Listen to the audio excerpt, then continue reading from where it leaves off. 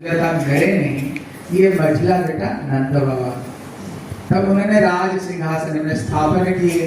अभी जाने से पहले बच्चों ने कुछ प्रश्न कर रहे हैं, आप लोग भी ध्यान से सुनो। इनका पहला प्रश्न है, बोले पिताजी ये बताओ, भगवान हमें जो मानव जन्म दिया है, ये जीवन का लक्ष्य क्या है? हमें ये मानव जन्म क्यों किए?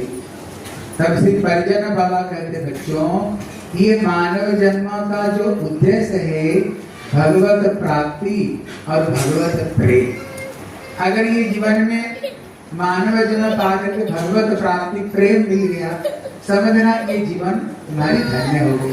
दूसरा प्रश्न है, बोले पिताजी हमारी रक्षा करता कौन है? बोले बच्चों हमें रक्षा करता संत लोग है। क्यों? इसलिए कहते ना, बिनु सतसंग विवेक न होई, राम कृपा बिनु सुलभ नाश हो। इसलिए जब तक भगवान की कृपा नहीं हो तब तक जीवन में संत संग नहीं मिलता है, और जब तक सत्संग नहीं मिलता है तब तक ज्ञान का भी उदय नहीं होता है, और जब तक ज्ञान का उदय नहीं होगा हम भजन कैसे करेंगे? कर नहीं सकते। इसलिए संत ही हमारी रक्षा करता है। बड़ी सुंदर सुंदर प्रश्न करके उन्होंने चले गए बान प्रश्न में। अभी सबका बच्चा, लेकिन केवल नंद बाबा का बेटा नहीं। अभी सोच रहे हैं भविष्य में राज सिंहासन को कौन संभालेगा? कोई बच्चा है ही नहीं। तब उन्होंने बहुत बार व्रत तपस्या, उन्होंने बहुत कुछ कर लिया, लेकिन घर में बच्चा ही नहीं हो। बड़ी कोशिश कर लिया, लेकिन एक समय उन्होंने सुना है एक व्रत है, एकादशी व्रत है। कौन सा व्रत है? एकादशी व्रत को बताया, ध्यान से सुना। कल एकादशी है, अगर कथा को बीच में अगर एकादशी आ गई ना, समझना 4 चांद लग गया, 4 चांद लग गया। क्योंकि भागवत में केवल ये एकादशी की कथा की है, इसलिए ये एकादशी को बताया। ये कल्पतरु व्रत है। कल्पतरु मतलब क्या? जैसे कल्प वृक्षों को नीचे बैठ कर जो मांगो वो वृक्ष वही दे देता है। आप पढ़ करके देखना, 15 दिन में एक एकादशी। एक एकादशी का नाम सफला, मतलब जिसको करोगे तो जीवन में कभी निष्फल नहीं रहोगे। एक एकादशी का नाम कामदा, जिसको करने से सारी कामना वासना पूरी हो जाती है। एक एकादशी का नाम है मोक्षदा, उसका एक नाम वैकुंठ एकादशी भी है, जिसको करने से वैकुंठ का जो द्वार है आपके लिए खुले रहेगी। एक एकादशी का नाम है पाप मोचन। अभी जो पहले एकादशी रहती ना, उसका नाम थी पाप मोचन। पाप मोचन मतलब क्या? जिसको करने से हमारे जीवन का सारे पाप हमारी नष्ट हो जाती है, इसलिए उसका नाम है पाप मोचन। इसलिए आप लोग देख लेना, कोई व्यक्ति अंतिम सज्जा में लेटा हुआ, बड़ा दुख कष्ट भोग कर रहा है, किसी तरह से प्राण नहीं जाता है। आप किसी पंडित जी को पूछो, बोले पंडित जी बड़े दुख कष्ट पा रहे हैं, इनका मुक्ति कैसे मिलेगी? आप देख लेना क्या बोलेगा। बोले कोई एकादशी करके फल दे सकते हो? उसने और कोई बात करने का नाम नहीं लेगा, केवल एकादशी का नाम लेगा। आप देखना, बड़े से बड़े पाप क्यों नहीं हो, अगर एकादशी करके उसका फल दे देना, उसका सारे पाप नष्ट हो जाएंगे, सारे पाप नष्ट हो जाएंगे। हमारे जब गुरु जी वृंदावन में थे, एक ट्रक में एक गैया की एक्सीडेंट हो गई और उसका हड्डी पसीना एक हो गया। गैया छटपट कर रही थी। एक अमेरिका की एक भक्त थी, उसने गुरु जी को पास में, हमारे बड़े गुरु जी को पास में आए, बोले गुरु जी ट्रक का एक्सीडेंट से गैया के हाथ पैर टूट गया, बड़ी कष्ट पा रहे हैं। तो गुरु जी ने बोला एक काम करो, तुम जा करके उसको कान में बोल दो, मैं एक एकादशी का फल में देती हूँ। हाँ, वो माता जी थी, बोले एक एकादशी का मैं फल देती हूँ। उसने जाकर के वो गैया का कान में ये बोल दिया ना, मैं एक एकादशी का मैं फल दे रहा हूँ। उसी समय गैया की प्राण चली, गैया की प्राण चली। इतने एकादशी की महत्व है, इसलिए उसका नाम है पाप वचनी, जिसको करने से जीवन का जितने पाप हमारी सबके सब नष्ट हो जाए। एक एकादशी का नाम इंदिरा। इंदिरा मतलब होता है लक्ष्मी, जिसको करने से घर में किसी चीज की अभाव नहीं होगी। एक का नाम अर्नदा, जिसको करने से घर में खाने पीने का कभी अभाव। अब पढ़ करके देखना, सब व्रत का अलग अलग अलग अलग सब नाम है। इसलिए उन्होंने देखा अभी तक हमने बहुत व्रत करके देख लिया, लेकिन अभी तक हमने एकादशी व्रत नहीं की। अभी आई पुत्रदा एकादशी। पुत्रदा मतलब जो संतान को प्रदान करता है, संतान प्रदान करता है। उन्होंने ये पुत्रदा एकादशी व्रत की। देखो अब तो हम अनुभूति का बात बता रहा। हम लोग कथा करने के लिए गए थे हल्दीबानी उत्तराखंड में। गए थे तो हमारी बड़ी गुरु जी का शिष्य डॉक्टर है। दो पति पत्नी थी। अभी उनको बच्चा 15 साल से नहीं हुई। तब उन्होंने डॉक्टर के पास में जांच कराने के लिए गई, बच्चे क्यों नहीं हो रही। जब उन्हें जांच करने के लिए गए ना, तब उन्होंने बोले देखो जांच करके देखा, बोले तुम कभी जिंदगी में मां नहीं बन सकती, जिंदगी में तुम मां नहीं बन सकती हो। अब तो दुखी हो गई, मां नहीं बन सकती। लेकिन उसी हॉस्पिटल में हमारे बड़े गुरु जी का एक शिष्य थे। तब उन्होंने कहा माँ एक काम करोगी, बोले बताओ। बोले तुम आप एकादशी व्रत रखो, हैं एकादशी व्रत रखो। उन्होंने एकादशी व्रत रखे। जब एकादशी व्रत रखे ना, तब उन्हें 15 साल के बाद में उनको गर्भधारण हुई। जब गर्भधारण हुई तब फिर आई डॉक्टर, फिर हॉस्पिटल में आप बोल रहे थे जे मैं गर्भधारण नहीं कर सकती हूँ, मैं गर्भधारण की। तब उन्होंने पूछा तुमने क्या की। बोले इन्होंने बताया था डॉक्टर ने ये एकादशी व्रत रखो, एकादशी व्रत रखो। देखो जब उन्होंने त्याग किया, जब त्याग किया जानते हो उसको गर्भ में क्या था, एक साथ में एक बेटा और एक बेटी। हमने स्वयं में चीज देखा। इसलिए नंद बाबा ने कहते ये तो जागृति की फल है, लेकिन एकादशी का जो असली फल है कहते माधव तिथि भक्ति जननी जतन पालन करी कृष्ण बसती बसती बोली परम आदर बली। इसका जो असली फल है प्रभु के चरण में प्रेम, प्रभु के चरण में भक्ति प्राप्ति होती है एकादशी, और भक्ति से ही हम भगवत प्राप्ति हो सकती है। अब उन्होंने पुत्रदा एकादशी व्रत रखे। जब रखे ठीक ब्रह्म मुहूर्त में एक साथ में दोनों स्वप्न देखा। बोले श्यामा चंचल चारुदीर्घ नयन बाल स्तवांत स्थले पयोधार स्फुटमसो क्रीडांगमयां लोक्यति। अभी ब्रह्म मुहूर्त में जो स्वप्न है आप देखना कभी-कभी सही होता है। अभी दोनों नंद जसोदा की नींद भूल गई। माता जी जो प्यार है ना, हरे कृष्णा हरि बोल, वो प्यार इधर मत कर। इसलिए हैं उनको दोनों की नेत्र खुल गई। नंद बाबा बोले जसोदे जसोदे मैंने एक बड़ा सुंदर स्वप्न देखा है। भैया बोली मैंने भी एक स्वप्न देखा, बताओ आपने क्या देखा। नंद बाबा बोले मैंने देखा तुम्हारी गोद में एक श्याम रंग का बालक तुम्हारी स्तन पान कर रहा है, और स्तन पान करते समय ये दोनों धार से दूध बहते हुए आ रहा था और उसका कुर्ता भीग रहा था। मेरे को स्वप्न नहीं लगा सचमुच से तुम्हारी गोद में कोई लाला है। मैया बोली मेरी स्वप्न की बात सुन लो। मैंने भी स्वप्न देखा, मेरे पीछे एक सुंदर बालक माँ माँ माँ माँ करते करते आ रहा है, और मेरे कपड़े को खींचते हुए बोले मैया मेरे को गोद में ले ले, मैया मेरे को दूध पिलाते। मैं चल रहा था और उसी रात को ही मैया जसोदा ने गर्भ धारण की। जितने ब्रजवासी थे ना खुश हो गए। क्यों? सोच रहे थे कोई राजा कोई है नहीं भविष्य में, सबके सब प्रसन्न हो गए, हमारी राजा होने वाले हैं। ब्रजनंद के लाला की। अभी मैया जसोदा के अंदर में कुछ गर्भ धारण करने का लक्षण देखने को मिल गया। इतने में एक बड़ी बड़ी गोपी बोली, बोले मैया मैया तुमने जब कुंवारी थी तुमने जुड़वा केले तो नहीं खा ली थी। बोले क्यों? बोले लगता है तुम्हारे पेट में 2 बच्चे हैं। हाँ सचमुच से 2 बच्चे थे, एक कृष्ण और एक जोगमाया।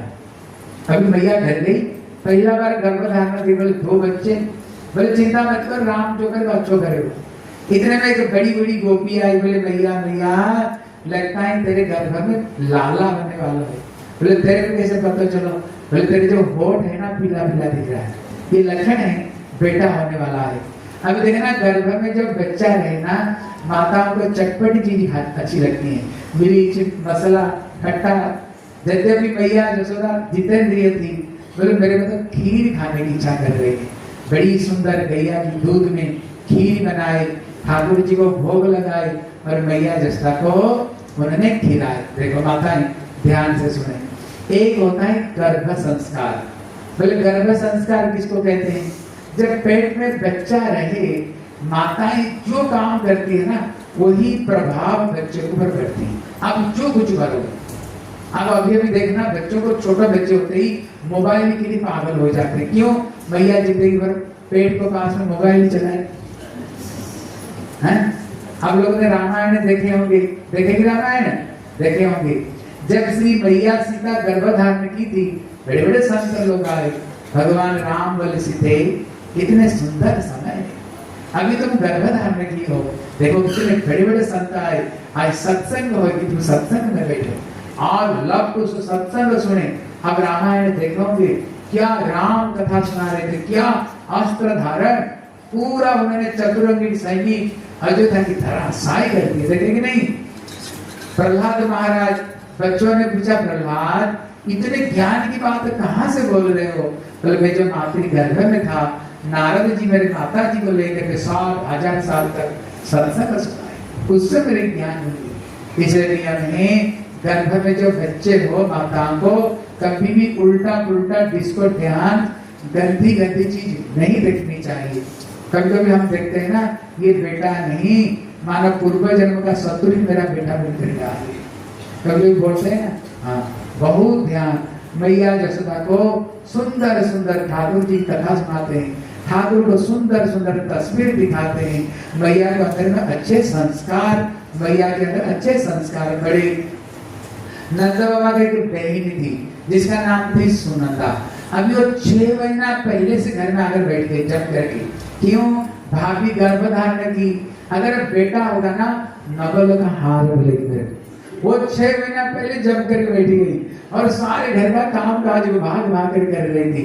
ऐसे लग रहा था मानो आज ही घर में बेटा की जन्म हो जाएगा। अब तुमको पता, गांव में 8 बजे खा पी कर सब सो जाते थे हैं। बोले एक काम करो, 2 घंटा ड्यूटी लगवा दो, पता नहीं कब बेटा जन्म हो जाएगा। 8 से 10 तक जिनको ड्यूटी लगाए ना, उनको मजीरा ढोलकी और उनको चिमटा पकड़वा दिए। बोले गोविंद जय जय, गोपाल जय जय, गोविंद जय जय, गोपाल जय जय, राधा रमण गोविंद जय जय, राधा रमण बोले गोविंद जय जय, गोपाल जय जय, गोविंद जय जय, गोपाल जय जय, राधा रमण गोविंद जय जय, राधा रमण गोविंद जय जय, गोविंद जय जय, गोपाल जय जय, गोविंद जय जय, गोपाल जय जय। 10 बजे तक तो खूब कीर्तन की, लेकिन 10 से लेकर के 12 बजे तक किसी को ड्यूटी लगाए ना, फिर जोग माया ऐसे सुलाया, कहाँ ढोलकी गिरे, कहाँ चिमटा गिरे, कहाँ मजीरा गिरे, सब बेहोश हो पड़े।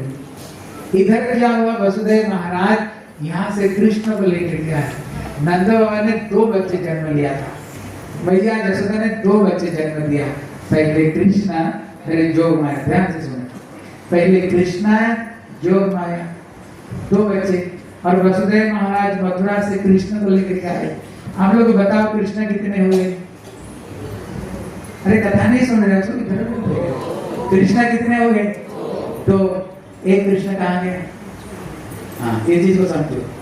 इसलिए गोकुल में जो कृष्ण जन्म हुए वो पूर्ण कृष्ण, मथुरा में जो कृष्ण अंश कृष्ण, की शंकर जी पार्वती को कह रहे हैं। बोले पार्वती, बोले जसोदा नंद पत्नी च सुसुभाते समम तदा।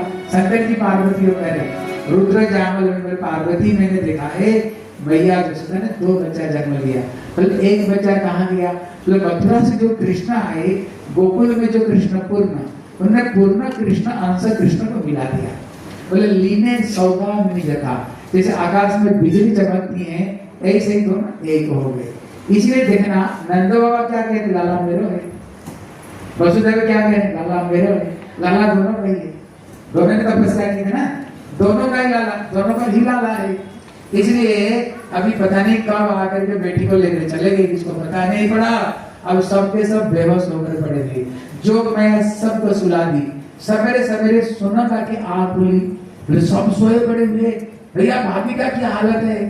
जाकर के उन्होंने दरवाजा जब खोले है ना, देखा क्या कर जानते हो, मैया यशोदा की गोद में एक श्याम रंग का बड़ा सुंदर बालक किलकार मारते हुए वहां पर लेटा हुआ है।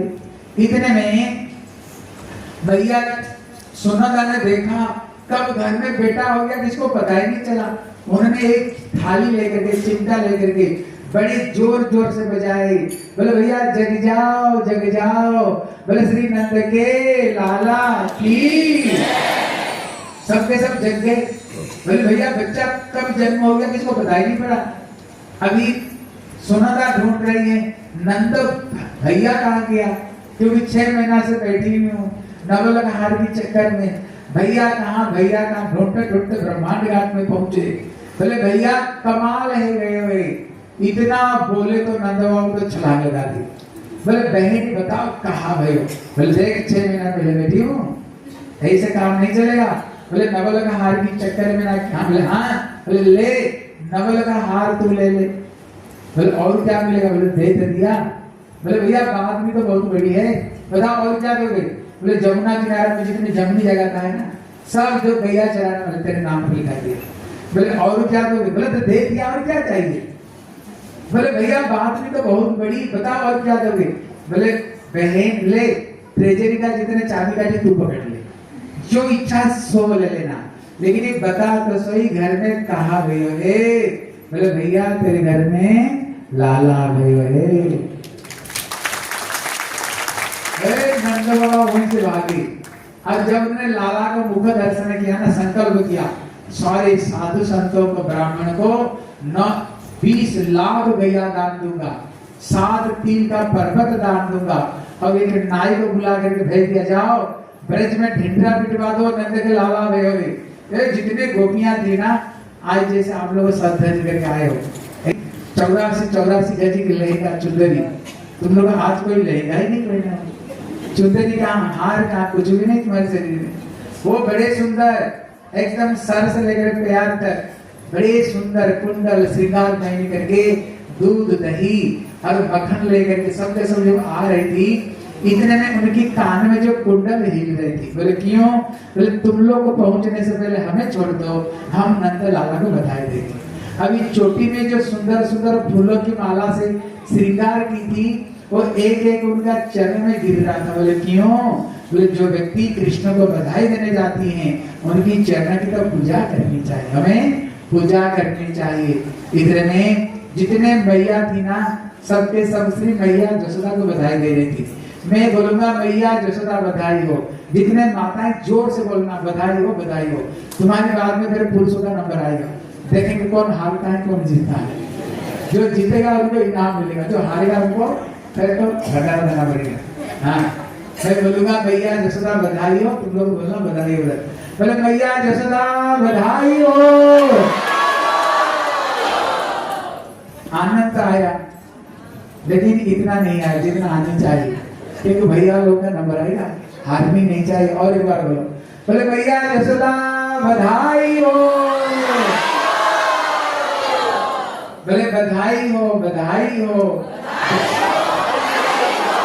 ब्रज की गोपियों, तुम लोगों का आशीर्वाद से ये बुढ़ी उम्र में भी मेरे को लाला को मुंह दर्शन करने को मिलो।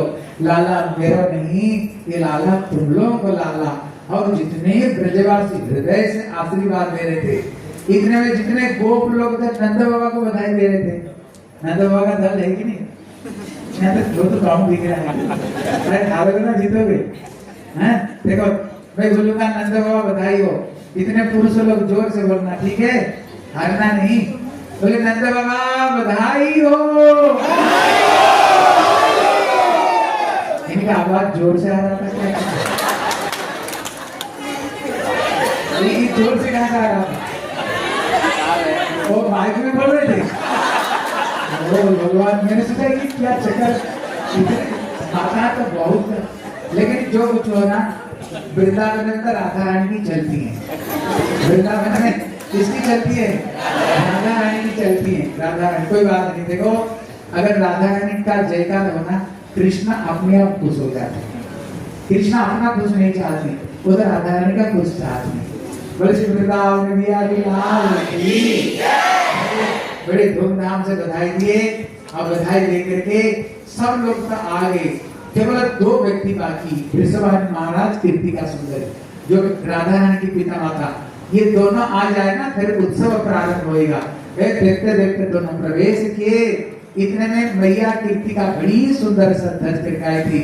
एक मटकी में दूध, एक में दही, एक में मक्खन, एक में मिश्री सर पर रख करके आई थी। अभी उत्सव प्रारंभ होगी। एक गोप ने क्या किया कि डंडा लेकर के ना उन्होंने मारे मटकी में। मटकी में मारते ही मटकी तो फूट गई।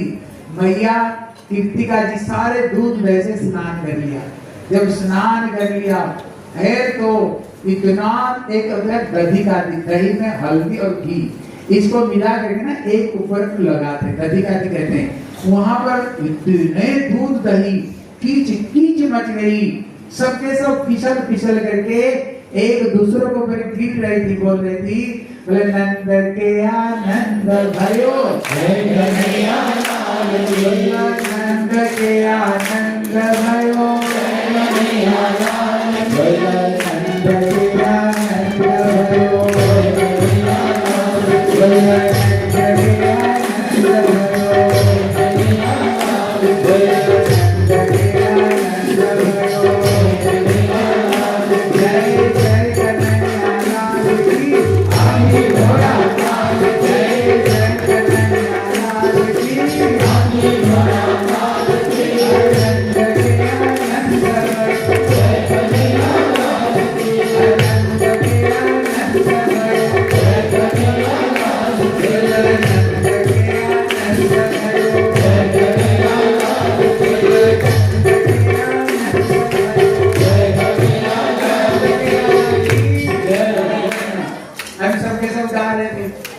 बड़ी बुरी गोपी थी।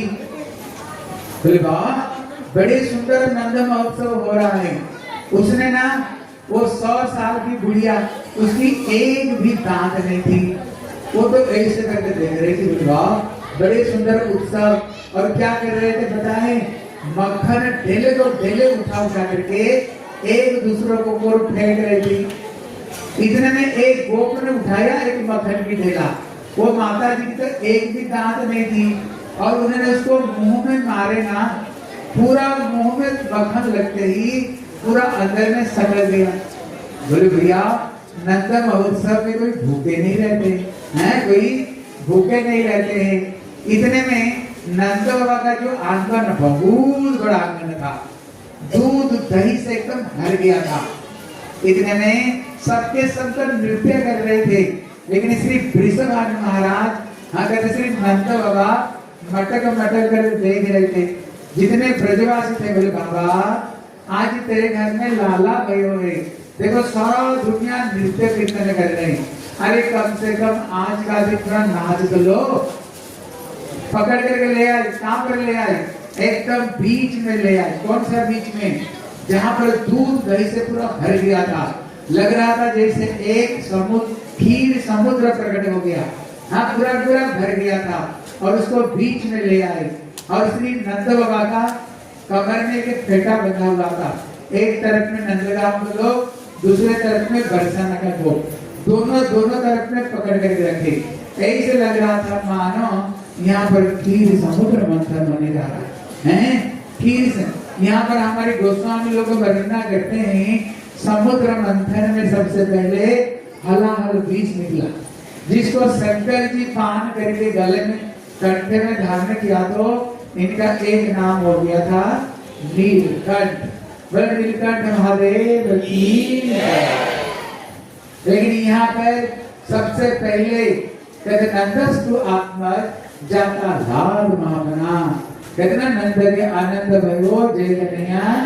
यहाँ पर तो स्वयं आनंद में भगवान कृष्ण जन्म हुए और लवण समुद्र मंथन से 14 रत्न निकला था।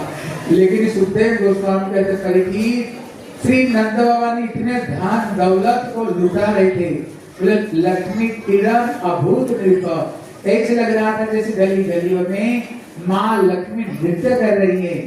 ब्राह्मण संत लोग तो हीरे जवाहरात तो गड्ढी काट कर ले नहीं पा रहे थे, कोने से गिरते गिरते गिरते गिरते जा रहा था, हैं? वहां पर स्वयं भोले बाबा आए थे। अब बताओ भोले बाबा का बाहर में कौन है? अरे बोला कौन है? नंदी वृषभ है। लेकिन नंद बाबा तो 20 लाख गैया दान दिया। शंकर तो चक्कर में पड़ गए, डर गए, बल्कियों बोले उन्होंने 20 लाख गैया दान दे रहे हैं। भैया ऐसे नहीं दान देते देते अगर मेरे जो बेल नंदी को अगर काम दे दिया गैया फिर चढ़कर किस में जाऊंगा। उन्होंने उसको पूछ को पकड़े खड़े हो गए। वहां पर भैया पार्वती भी आई थी, उनके भी 2 बच्चे हैं। कौन कौन? गणेश और कार्तिक। बोले हाथी घोड़ा पाल की, बोलो हाथी घोड़ा पाल की, बोलो हाथी घोड़ा पाल की। अभी मैया पार्वती डर गई। बोले क्यों?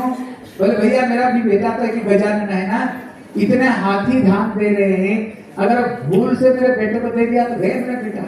उनने तो ऊपर उठा करके अपना गोद में चिपका कर खड़े हो गए। अरे वहां पर स्वयं कुबेर आया था, धन कुबेर। उन्हें तो देख देकर दंग रह गया। बोले भगवान मेरे को झूठ मूर्खा बना दिया कुबेर। हाँ जी नंद बाबा इतने लुटा रहे हैं, मेरे पास में भी इतने धन दौलत है नहीं, है?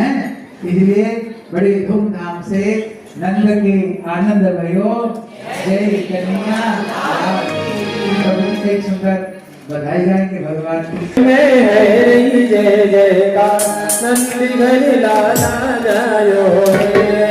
में है जय जयकार नंद घन लाला जायो रे।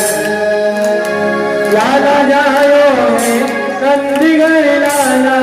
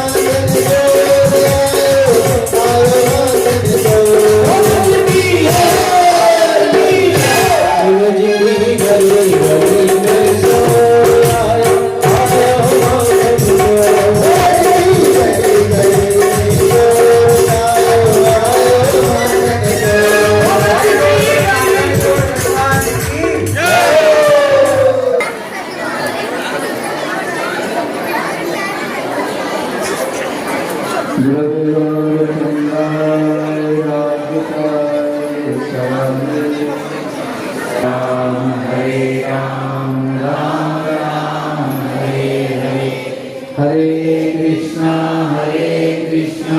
कृष्णा कृष्णा हरे हरे हरे राम राम राम हरे हरे। सर्वप्रथम मैं अपने गुरु पाद पर नित्य लीला प्रविष्ट ओम विष्णुपाद अष्टोत्तर श्रीमद् भक्ति वेदांत नारायण गोस्वामी महाराज जी के चरण कमलों में अनंत कोटि दंडवत प्रणाम करते हुए उनकी आयति की कृपा की प्रार्थना करता हूँ।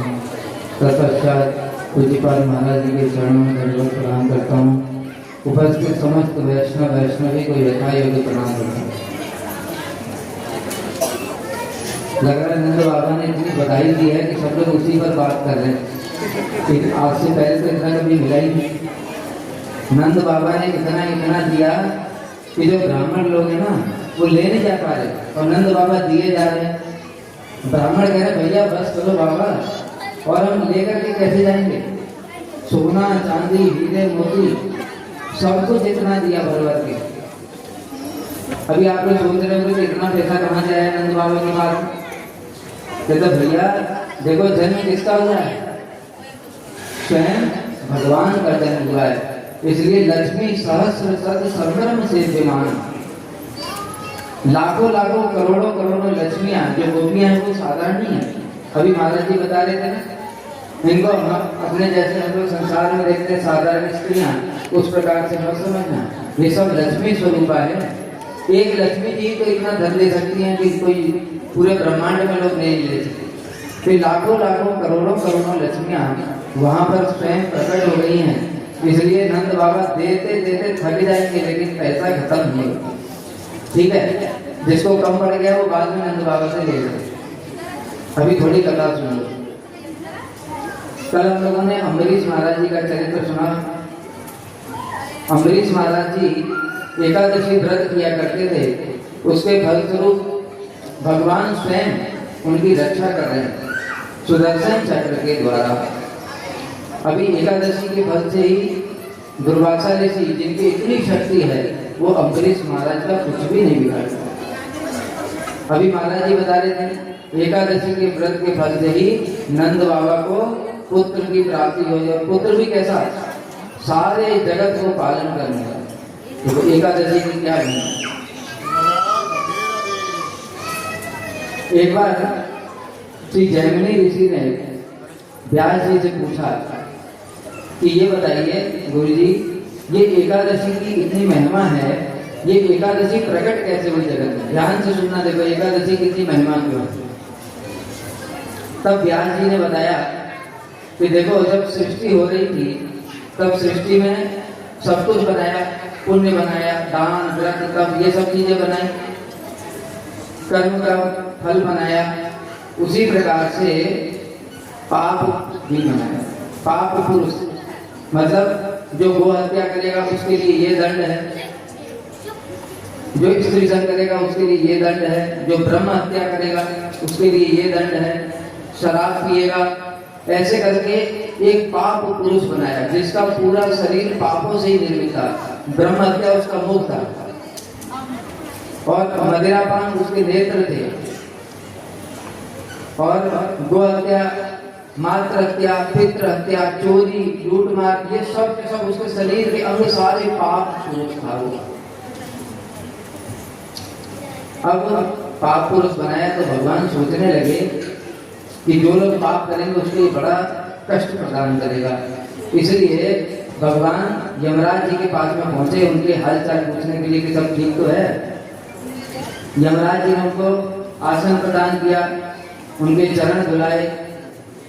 उसके पश्चात में जब भगवान वहां पर बैठे हुए थे, यमराज जी का कुशल मंगल पूछ रहे थे, उसी समय दक्षिण दिशा से बड़ी जोर जोर से रोने की आवाजें आ गई। तो यमराज जी से भगवान ने पूछा ये इतना रोने की ध्वनि क्यों आ रही है? तो यमराज जी ने कहा प्रभु आपने जो पाप पुरुष बनाया है, जो भी पाप करता है ना वो पाप पुरुष इसको पकड़ करके यहाँ पर यातनाएं देता है नरकों में। इसलिए जिन लोगों ने इतने भयंकर पाप किए हैं वो सब नरक में यातनाएं भोग रहे हैं, उनके रोने की ध्वनि है ये। अब भगवान ने तो सृष्टि बनाई, अभी महाराज जी बता रहे थे ना, ममै वांछो जीव लोके जीव भूता सनातन, जीव तो मेरा ही अंश है। अब पिता के पुत्र को कष्ट होगा तो पिता शांति से रह सकता है? तो इसलिए भगवान ने सोचा कि मैं इन जीवों का जरूर कल्याण करूंगा, और वो सीधे उस दिशा में चले गए जहां पर देखा नरक में भयंकर यातनाएं हो रही हैं, जीव चिल्ला रहे हैं, बिलक रहे हैं, तड़प रहे हैं। उसी समय भगवान स्वयं ही उन पर कृपा करने के लिए एकादशी के रूप में प्रकट हो गए। बोलो श्री एकादशी तिथि की जय। देखो यहाँ बड़ी विशेष बात है, सोमवार, मंगलवार, बुधवार 7 दिन होते हैं। ये जो 7 दिन में व्रत रखते हैं हम लोग, ये 7 ग्रह हैं, सबको पता है कि नहीं? सोम, मंगल, बुध, बृहस्पति, शुक्र, शनि, रवि, ये सब ग्रह हैं कि नहीं? ये 7 दिन में जो ग्रह की पूजा करोगे तो तुमको फल क्या मिलेगा? ये ग्रह वाले फल मिलेगा। लेकिन एकादशी कोई ग्रह नहीं है। एकादशी कौन है? स्वयं भगवान ही एकादशी के रूप में प्रकट हुए हैं। इसलिए जो एकादशी व्रत करेगा उसको भगवान का धाम प्राप्त होगा। बाकी लोग इसी ग्रहों के चक्कर में ही, अभी तुम एक दिन व्रत करोगे सोमवार, तो बाकी 6 ग्रह देख रहे बेटा हमारी इज्जत नहीं करता आएगा। जब मेरा नंबर आएगा ना तब इसीलिए फिर बुध का ग्रह चालू हो गया। अभी जब बुध का ग्रह चालू हो गया तो बुध का व्रत करो। ज्योतिषी बता दे भैया बुध का व्रत, अब बाकी 6 ग्रह देख रहे हैं, अच्छा हमारा नहीं करना है। तो ऐसे करके भैया किस का करोगे बताओ। इसलिए भगवान ने एक व्यवस्था कर दी कि एकादशी का व्रत करने से किसी का भी व्रत करने की जरूरत ही नहीं है। श्रीमद् भागवत में एक बड़ा सुंदर श्लोक बताया है। जैसे बताया ना कि पहले भी हम लोग बता चुके हैं, जो देवी देवताओं की पूजा करते हैं उनको डर रहता है, कहते हम छोड़ देंगे तो देवी देवता क्या करेंगे। इसलिए श्लोक बताया, यथा करोद मूल निषेचनेन तृप्यन्ति तत् स्कंद भुजोपशाखा प्राणोपहारा चेतेन्द्रियाणां तथैव सर्वार्णं अच्युते। जिस प्रकार से पेड़ की जड़ में पानी देने से उसके पूरे डाली, पत्ते, तना, फल, फूल सब में पानी पहुंच जाता है कि नहीं? अलग से पत्ते को कोई पानी देता है, फल को पानी देता है? केवल जड़ में पानी दे दिया, उसी से पूरे के पूरे पेड़ में पानी चला गया। और दूसरा भी उदाहरण दिया, प्राणोपहारा चेतेन्द्रियाणां, जिस प्रकार से हम लोग शरीर, देखो शरीर में हाथ है, पैर है, आंख, नाक, कान सब है कि नहीं? किसी को देखा कि कान में खाना दे रहा हो, आंख में खाना दे रहा हो, नाक में खाना दे रहा हो? भैया सारी इंद्रियां सबको खाना मिलना चाहिए कि नहीं? कहते मिलना चाहिए, लेकिन सबको देने की जरूरत नहीं है। क्यों? क्योंकि पेट में भोजन जाने से सारी इंद्रियों को अपने आप पहुंच जाएगा। उसी प्रकार से जो भगवान अच्युत की भजन करते हैं उनको सारे के सारे देवी देवता संतुष्ट हो जाते हैं। इसलिए किसी भी देवी देवता को अलग से संतुष्ट करने की जरूरत ही नहीं है, क्योंकि भगवान वो सारे 33 करोड़ देवी देवताओं का पालन कर रहे हैं। अभी एक बात बताओ, 33 करोड़ देवी देवताओं का कोई भजन कर सकता है? अभी हमने बताया सोम, बुध, मंगल 7 दिन व्रत कर लोगे क्या? 7 दिन तो कोई व्रत नहीं कर सकता। इसलिए भगवान ने ये व्यवस्था करी कि तुम किसी भी दिन कोई व्रत करने की जरूरत नहीं है, एकमात्र मेरा भजन करने से सारे के सारे व्रत हो जाएंगे। इसलिए एकादशी तिथि स्वयं भगवान ही है, बाकी तिथि सब भगवान नहीं है। बाकी जो व्रत हैं वो भगवत स्वरूप नहीं है, वो बताया ना ग्रहों के व्रत हैं। इसलिए एकादशी तिथि स्वयं भगवान ही है। तब जब भगवान स्वयं बन गए और उन्होंने जीवों को कहा तुम लोग एकादशी व्रत करो, इससे तुम्हारा नरक से उद्धार हो जाएगा। और भैया सबने एकादशी व्रत शुरू किया, क्योंकि सब कष्ट पाते थे, सब के सब नरक से उद्धार होकर के चले गए। अभी भगवान अपने धाम को चले गए। जब भगवान धाम को चले गए तो उनकी शरण में वो पाप पुरुष पहुंच जाएगा। कहता है प्रभु ये सारी प्रजा आपकी है और मैं भी तो आपकी प्रजा हूँ, मैं तो कोई सृष्टि से बाहर नहीं हूँ। तो इसलिए ये बताइए मैं कहाँ पर जाकर के रहूंगी? आपने जो एकादशी का रूप धारण कर लिया तो उसके प्रभाव से सारे के सारे लोग वैकुंठ में जा रहे हैं, और मैं जहां पर भी जाता हूँ मैं जलने लगता हूँ एकादशी व्रत के समय, और मैं कहाँ पर आश्रय लूँ? सारी दुनिया में ढूंढ के आ गया मैं, मेरे को कोई आश्रय ही नहीं मिला। तब भगवान ने विचार किया, ये भी बात ठीक है, ये भी तो मेरी प्रजा है, इसलिए इसके लिए तो स्थान देना पड़ेगा। तब भगवान ने कहा, हे पाप पुरुष, तुम एक काम करो, एकादशी के दिन तुम अन्न में वास करो। इसलिए वो पाप पुरुष एकादशी के दिन अन्न में रहने लगे। इसलिए जो एकादशी के दिन अन्न ग्रहण करते हैं उनको, बाकी देखो एक हत्या करोगे तो एक ही पाप लगेगा। मान लो गाय की हत्या करी तो केवल एक ही हत्या का पाप लगेगा, ब्राह्मण की हत्या करी तो एक ही पाप लगेगा। लेकिन जो एकादशी के दिन अन्न खाता है उसको मातृ हत्या, पितृ हत्या, गो हत्या, गुरु हत्या और सारी की सारी चीज जो पाप हैं वो, क्योंकि वो पाप पुरुष अन्न के अंदर रहता है, वो उसके अन्न ग्रहण करते हुए पाप पुरुष अंदर चला जाता है, इसलिए सारे के सारे पापों का फल लगता है। दूसरी बात देखो, किसी भी शास्त्र में आप कोई भी ग्रंथ पढ़ लो, चाहे कितने भी पुराण पढ़ लो, कितने भी वेद शास्त्र कहीं भी पढ़ लो, किसी भी शास्त्र में ऐसा नहीं बोला गया कि अगर नव दुर्गा का व्रत नहीं करोगे तो देवी नाराज हो जाएगी। अगर ऐसा होता तो हम लोग तो नाराज हो जाते हैं। हमने तो जीवन में कभी किया ही, कभी किसी ऐसे शास्त्र में लिखा नहीं गया कि शिव जी का व्रत नहीं करोगे तो शिव जी नाराज हो जाएंगे। कभी सुना है ऐसा? हाँ, ये है, व्रत करोगे तो शिव जी फल जरूर दे देंगे, लेकिन नाराज हो जाएंगे ऐसा कहीं पर भी नहीं लिखा। हनुमान जी का व्रत नहीं करोगे तो हनुमान जी नाराज हो जाएंगे। शुक्र, शनि और जो 7 दिन है उनका व्रत न करने से वो नाराज हो जाएंगे, ऐसा कहीं पर भी लिखा नहीं। लेकिन एकादशी के लिए स्पष्ट रूप से लिखा हुआ है कि जो कोई भी एकादशी का व्रत नहीं करेगा उसको नरक में जाना ही पड़ेगा। कुछ भी कर ले वो, कितना भी दान पुण्य व्रत सब कुछ भी कर ले, लेकिन एकादशी के दिन अन्न खाने से तो सारे पाप अंदर आ गए। तो जो दान पुण्य व्रत तब किया ना उसके लिए स्वर्ग में मिलेगा, लेकिन जो पाप अंदर गया उसके लिए नरक में भी जाना पड़ेगा। इसलिए दोनों का फल प्राप्त होगा। इसलिए भगवान शिव जी जो हैं वो स्वयं कहते हैं ये बात पद्म पुराण में, कि बहुत सारे लोग कहते हैं अरे हम तो शिव जी के भक्त हैं, ये एकादशी व्रत तो विष्णु का व्रत है, हम एकादशी का व्रत क्यों करें? कोई कहता है हम तो दुर्गा जी के भक्त हैं, हम एकादशी का व्रत क्यों करें? तो शिव जी भैया सुनो, शिव जी स्वयं कह रहे हैं, इस बात को ध्यान से सुनो। शिव जी कहते हैं, हे देवी पार्वती, क्योंकि पार्वती कौन है? वही तो दुर्गा है ना। तो शिव जी स्वयं मुझे कह रहे हैं, हे देवी पार्वती, जो कोई भी एकादशी का व्रत नहीं करता है, वो चाहे अपने आप को शैव, सौर अथवा शाक्त कुछ भी बोले, वो पाखंडी। और जो मेरे भक्ति के नाम पर जो एकादशी व्रत की अवहेलना करता है वो मेरा बिल्कुल भी भक्त नहीं है। देखो शिव जी की पूजा करते हैं, शिव जी की बात ही नहीं सुनते, अभी पूजा करना हुआ। इसलिए एकादशी का व्रत सभी के लिए ही अनिवार्य है, मतलब 8 साल से 80 साल तक के स्त्री पुरुष वृद्ध कोई भी क्यों ना हो, सभी के लिए 8 साल से 80 साल तक के सभी लोगों के लिए एकादशी व्रत अनिवार्य है। स्वयं शिव जी ऐसी बात कह रहे हैं। इसीलिए सभी लोगों को एकादशी का व्रत करना चाहिए। दूसरी एक और भी कथा आती है जो कि एकादशी कैसे प्रकट हुई। एक बार मोर दैत्य था, वो मोर दैत्य बड़ा ही भयंकर था, उसने देवताओं को हरा दिया।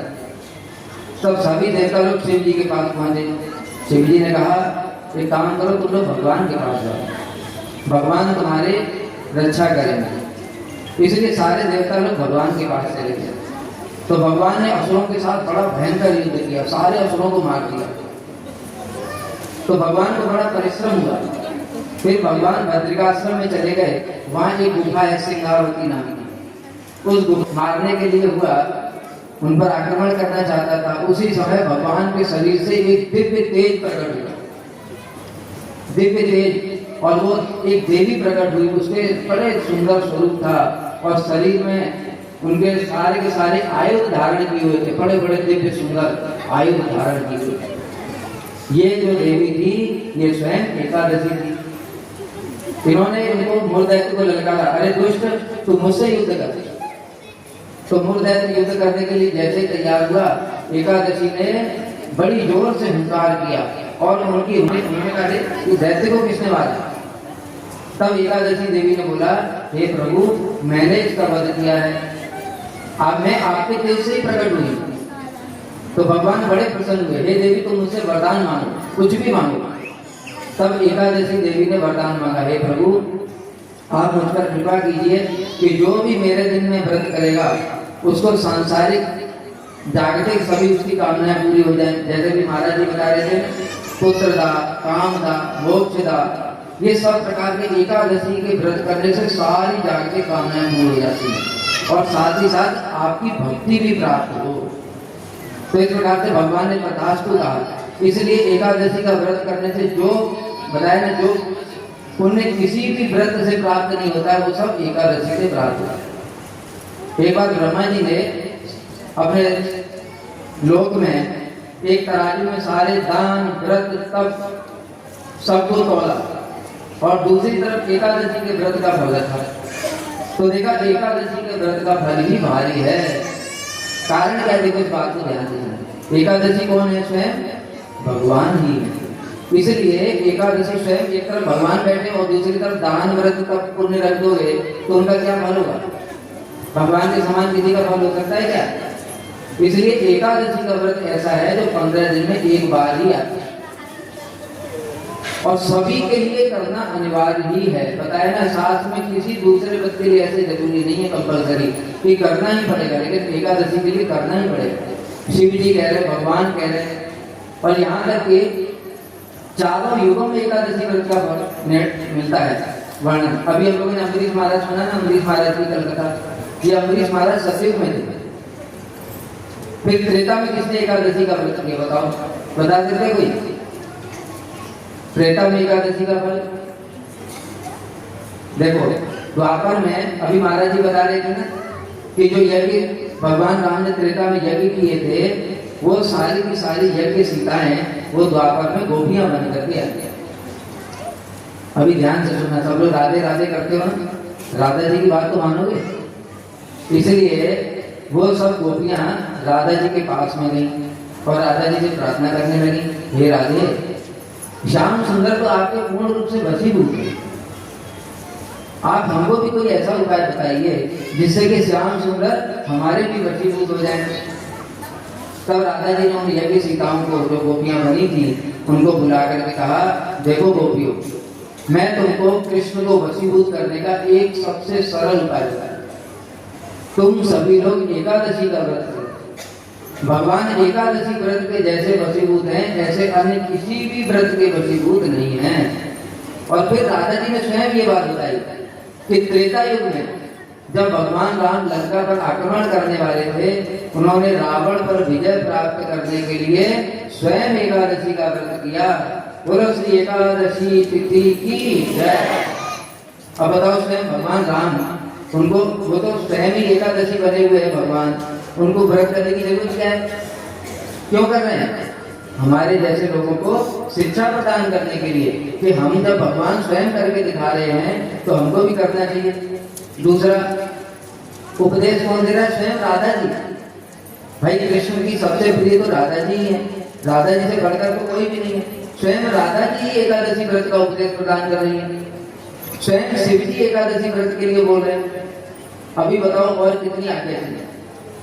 जगत के लोग अगर फिर भी नहीं कर रहे हैं तो इससे बढ़कर के दुर्भाग्य क्या हो सकता है? फिर अभी जो सुना हम लोगों ने, भगवान के माता पिता को क्या कोई व्रत की जरूरत है? लेकिन नंद बाबा स्वयं एकादशी व्रत किया करते थे। ये श्रीमद् भागवत में ही वर्णन है। एकादशी का व्रत करके उन्होंने द्वादशी को जब जल में स्नान किया तो जो वरुण के अनुचर है उनको पकड़ करके ले गए थे, फिर भगवान वहां से उनको छुड़ा करके लाए। ये वर्णन है स्वयं नंद बाबा। सतयुग हो गया, त्रेता हो गया, द्वापर हो गया, अब कलयुग की बात हुआ। कलयुग में स्वयं श्री कृष्ण ही राधा जी के भाव और अंग कांति को लेकर के श्री चैतन्य महाप्रभु के रूप में अवतरित हुए। स्वयं श्री चैतन्य महाप्रभु स्वयं कृष्ण। एक दिन वो अपनी माता जी से बोले, सची माता जी, कि हे माता, आज मैं आपसे कुछ मांगना चाहता हूँ। तो माता जी ने कहा, बताओ तो तुम्हें क्या चाहिए? अगर मेरी सामर्थ्य होगी तो जरूर प्रदान करूंगी। तब महाप्रभु बोले, हे माता, आज के बाद आप एकादशी के दिन अन्न ग्रहण नहीं करना। सची माता ने कहा ठीक है, आज के बाद मैं एकादशी के बाद दिन अन्न ग्रहण नहीं करूंगी। और तब से स्वयं सची माता ने एकादशी व्रत का पालन किया है। तो कलयुग में स्वयं भगवान श्री चैतन्य महाप्रभु एकादशी का व्रत कर रहे हैं और अपनी माता से भी करवा रहे हैं। इसके अतिरिक्त बहुत सारे लोग कहते हैं एकादशी के दिन हम जगन्नाथ जी का महाप्रसाद ग्रहण कर सकते हैं। जगन्नाथपुरी में ऐसा बहुत सारा प्रचलन है, इसका तो स्वयं श्री चैतन्य महाप्रभु ने खंडन किया है। एक दिन क्या हुआ, एकादशी के दिन श्री सार्वभौम भट्टाचार्य और काशी मिश्र इत्यादि जो भक्त लोग हैं वो जगन्नाथ जी का महाप्रसाद ले आए। महाप्रभु ने सारे भक्तों को बुलाया और सारे भक्तों को बुला करके कहा कुछ भक्त लोग कीर्तन करो, कुछ लोग नृत्य करो, कुछ लोग भागवत कथा पाठ करो, कुछ लोग गीता पाठ करो और कुछ लोग नाम संकीर्तन करो। सभी भक्तों को भक्ति का पूर्ण लगाया। उसी समय जगन्नाथ जी का महाप्रसाद आ गया। अभी जगन्नाथ जी के महाप्रसाद के लिए सभी शास्त्रों में वर्णन है। महाराज जी ने भी ये बात बताई थी, प्राप्ति मात्रेण भोक्तव्यम, मतलब जगन्नाथ जी का महाप्रसाद जगन्नाथ जी से अभिन्न है। जैसे ही महाप्रसाद आता है, यहाँ के लोग तो नहीं जानते, जगन्नाथपुरी में जो लोग रहते हैं ना वो जानते हैं। जैसे ही जगन्नाथ जी का महाप्रसाद आता है हम उसके दर्शन करते हैं, दर्शन करते ही साष्टांग प्रणाम करते हैं। पता है क्यों? क्योंकि स्वयं महाप्रभु ने ऐसा किया। जैसे ही महाप्रसाद देखा महाप्रभु ने साष्टांग प्रणाम किया और महाप्रभु के साथ साथ सारे भक्तों ने भी साष्टांग प्रणाम किया। उसके बाद प्रणाम करने के बाद में महाप्रभु बोले अब हम लोग कीर्तन करेंगे। सारी रात कीर्तन के, महाप्रसाद ग्रहण नहीं किया। देखो महाप्रसाद को प्रणाम किया, सम्मान हो गया, लेकिन एकादशी के दिन महाप्रसाद ग्रहण नहीं किया। स्वयं भगवान ऐसा आचरण करके दिखा रहे हैं। और आजकल के लोग बहुत सारे कथावाचक भी ऐसा उपदेश देते हैं कि महाप्रसाद ग्रहण करने से कोई पाप नहीं है। अरे महाप्रभु से भी बड़े हो गए क्या? महाप्रभु तो स्वयं कृष्ण है। कृष्ण स्वयं भूखे रह करके एकादशी व्रत का पालन कर रहे हैं और ये लोग कहते हैं इनको कोई दोष ही नहीं। फिर महाप्रभु ने क्या किया, द्वादशी आ गई, द्वादशी को समुद्र स्नान करके फिर सभी भक्तों के साथ में महाप्रसाद को ग्रहण किया। इस प्रकार से स्वयं श्री चैतन्य महाप्रभु ने एकादशी व्रत का पालन किया। फिर वहां पर भक्तों ने बड़ी सुंदर बात पूछी, क्योंकि हम लोगों के मन में संदेह रह जाता है, इसलिए भक्त लोग पूछते हैं महाप्रभु से, प्रभु एक बात बताइए, जो महाप्रसाद है उसको तो प्राप्त करने से ही उसको ग्रहण करने की शास्त्र में विधि है, और आपने तो कल जो जगन्नाथ जी का प्रसाद आया था तो उसको प्रणाम किया लेकिन ग्रहण नहीं किया। तब महाप्रभु स्वयं बोले देखो सारे जितने भी भक्ति के अंग हैं वो कृष्ण की प्रसन्नता के लिए हैं। कृष्ण स्वयं ही एकादशी के रूप में इस जगत में प्रकट हुए हैं। इसलिए एक भक्ति के अंग को पालन करोगे और दूसरे भक्ति के अंग की निंदा करोगे, ये गलत है। महाप्रभु ने स्वयं बोला, इसलिए दोनों का सम्मान करना पड़ेगा। महाप्रसाद जगन्नाथ जी का, उसको प्रणाम कर दिया, उसका सम्मान हो गया, लेकिन एकादशी है इसलिए एकादशी को अन्न ग्रहण नहीं करना है, तो एकादशी के दिन व्रत किया, उसका भी सम्मान हो गया, और द्वादशी को वो महाप्रसाद ग्रहण कर लिया। इस प्रकार से दोनों भक्ति के अंगों का पालन हो गया। बोलो एकादशी तिथि की जय। अब एक दो बात बता करके मैं बात को समाप्त करता हूँ। बहुत सारे भक्तों के और भी मन, बहुत सारे लोग एकादशी के दिन श्राद्ध कर देते हैं। ये श्राद्ध करने से शास्त्र में देखो जी हमने विशेष रूप से ये ग्रंथ निकाला है। ये ग्रंथ क्यों निकाला पता है? लोगों के इतने सारे संशय एकादशी के विषय में, जितने भी संशय सारे संशय का इसमें शास्त्र के प्रमाण के अनुसार खंडन किया गया है।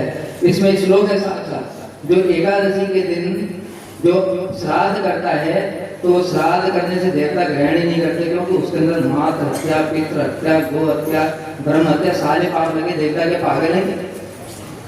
देवता पागल थोड़ी कि भैया तुम्हारा अन्न ग्रहण करके अब वो मरेंगे फिर नरक में जाएंगे देवता लोग। इसलिए वो कहते हैं तुम अपना ना अपने पागल को अब नहीं चाहिए।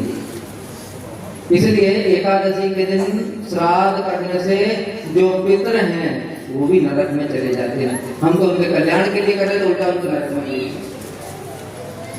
इसलिए एकादशी के दिन श्राद्ध नहीं करना चाहिए। दूसरा, बहुत सारे माता जी लोगों का प्रश्न होता है कि अपवित्र अवस्था में क्या एकादशी कर सकते? कहते बिल्कुल कर सकते। शास्त्र में इसमें बताया, सब चीज का प्रमाण दिया गया। पवित्र अपवित्र कोई भी अवस्था क्यों ना हो, एकादशी का जो व्रत है वो सभी अवस्थाओं में करना ही कर्तव्य है। इस प्रकार से जो एकादशी है, और बहुत से लोग तो संक्रांति में अथवा जो सूतक और पातक तो होते हैं, सूतक लग जाते हैं ना, सूतक मतलब किसी बच्चे का जन्म हो गया तो इतने दिन तक कुछ करते नहीं है पुण्य कर्म, कहते हैं उस सूतक में भी एकादशी का व्रत करना चाहिए। कहते पातक जब किसी की मृत्यु हो जाती है कहते तब भी एकादशी का व्रत करना चाहिए। अब सोचो एकादशी व्रत की कैसी महिमा है। सतयुग, त्रेता, द्वापर, कलयुग, स्वयं कृष्ण, अब उनके पिताजी नंद बाबा कर रहे हैं, स्वयं महाप्रभु कर रहे हैं, स्वयं राधा जी उपदेश दे रही हैं, उसके बाद भी अगर कोई नहीं करता है तो भैया उसको नरक में जाने से कौन बचाए, बता। उसके बाद भी अगर कोई नहीं करता है तो इसका मतलब है उसको नरक में जाने की इच्छा है। कोई भी भला क्या कर सकता है।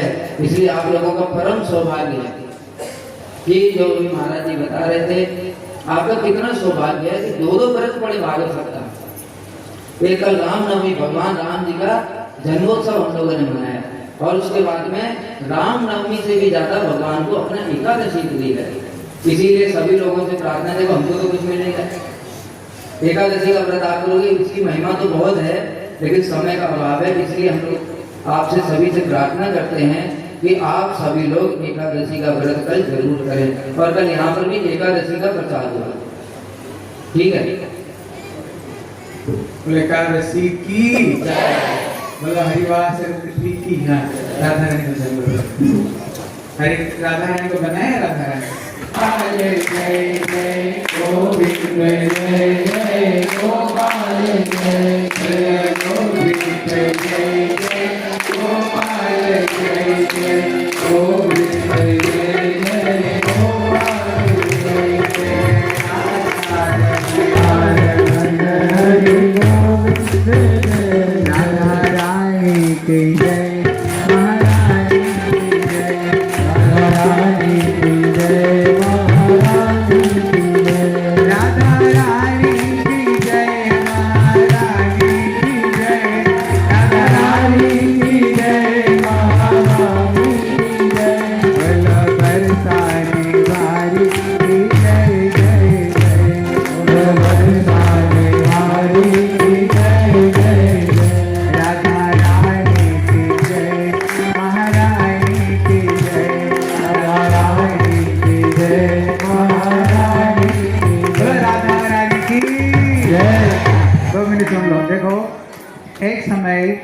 माता पार्वती शंकर जी से प्रश्न करती है, बोले प्रभु हमें किसकी पूजा करनी चाहिए, किसकी भक्ति करनी चाहिए।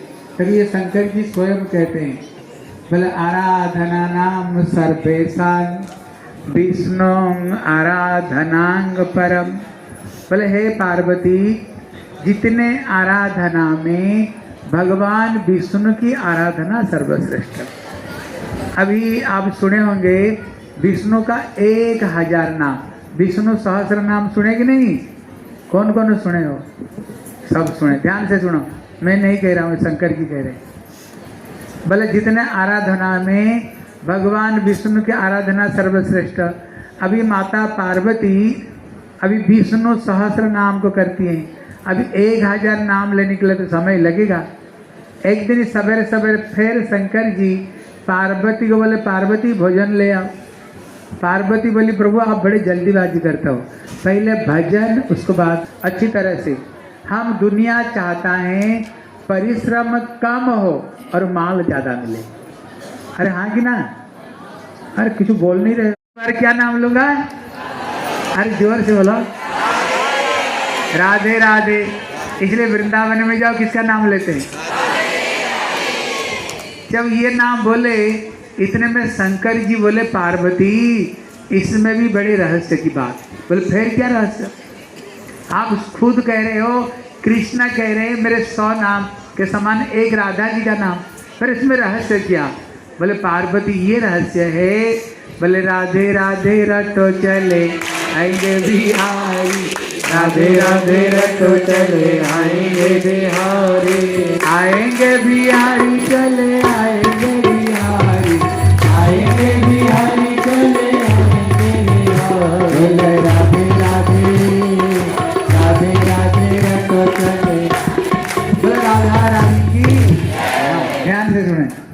अगर तुम राधे राधे बोलोगे ना, वहां राधा जी नहीं आएगी। कौन आएंगे? कौन आएंगे? बिहारी जी आएंगे। वो राधे राधे बोले से राधा रानी नहीं आती है। हाँ, अगर चाहती हो राधा रानी आए, अगर तुम बिहारी बिहारी बोलोगे ना, वहाँ राधा जी आएंगे। इसलिए राधा जी का नाम से कृष्ण खुश होते हैं और कृष्ण नाम से राधा रानी खुश होती है। अभी पार्वती बोली प्रभु मैं तो बड़े कंफ्यूज में पड़ी गया, अभी राधे राधे बोलो ना, कृष्ण कृष्ण बोलो। शंकर जी बोले, देखो शंकर कह रहे हैं, बोले इति षोडशक नामनम, ये श्लोक है। बोले कली कलमसनासनम, कहते हे पार्वती, ये जो 16 नाम 32 अक्षर है, ये जो हरे कृष्ण कृष्ण कृष्ण हरे हरे, हरे राम राम राम हरे हरे। कहते हे पार्वती, इसी 16 नाम 32 अक्षर के द्वारा जीव का सारे पाप इससे नष्ट होगा, और कोई उपाय नहीं। देखो मैं नहीं कह रहा हूँ, ये शंकर जी कहते हैं। बोले प्रभु इसमें राधे राधे कहाँ है, कृष्ण कृष्ण कहाँ? या तो खिचड़ी जैसे राम राम कृष्ण कृष्ण हरे हरे, ये सब क्या है? देखो सुनो, ये जो हरे है इसका मूल शब्द हरा। कोई संस्कृत पढ़े, स्कूल गए हो कोई? अरे संस्कृत पढ़े हो तो पढ़े कि नहीं? कौन कौन गए हाथ उठाओ तो। संस्कृत पढ़े हो? जैसे लता शब्द, जैसे रमा शब्द, ये आकारांत स्त्रीलिंग है, आकारांत स्त्रीलिंग है, इसलिए इसका मूल शब्द हरा, और ये संबोधन में हो जाता है हे हरे। जैसे लता शब्द संबोधन में हो जाता है लते, उसी तरह रमा शब्द संबोधन में हो जाता है रमे। इसका मूल शब्द हरा, हरा मतलब होता है अपना सौंदर्य, माधुर्य, प्रेम को द्वारा कृष्ण को जो आकर्षण करती है, ये हरा। और संबोधन में हो जाता है हरे, मतलब हे राधिके। हरे कृष्ण मतलब कृष्ण, हरे कृष्ण फिर हरे राम, हरे तो हो गया राधे, फिर राम कहाँ से आ गए? राधा जी को साथ में तो श्याम रहते हैं।